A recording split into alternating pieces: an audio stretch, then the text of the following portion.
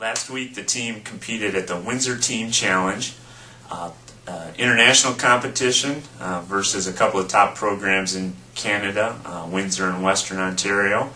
We were third with 58 points, and this week, our top performers, we conducted a fan vote to see who the top performing Titan was, and we'll run through.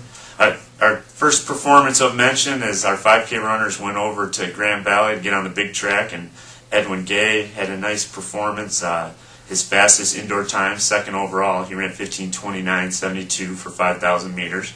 We'll stay with the distance runners next. Colin Crave had a nice run in 3K, did some solo running in a small field, but got under 9 minutes, 8:59.04 for his PR.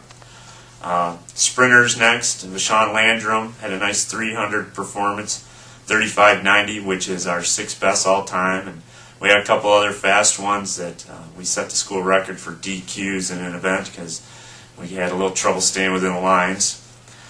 Stephen Ibonics next, 60 hurdles. He had a nice PR, 8:41, equals our eighth best mark in that event.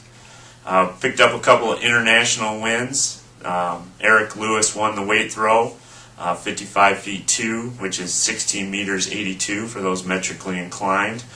And Justin Pegues did a great job of jumping. He won at 6 feet 6, 198. That equals his PR, and he was clean through that height, clearing on the first attempt, which will be important in 2 weeks at the Horizon League when things kind of get tight and maybe come down to tiebreakers.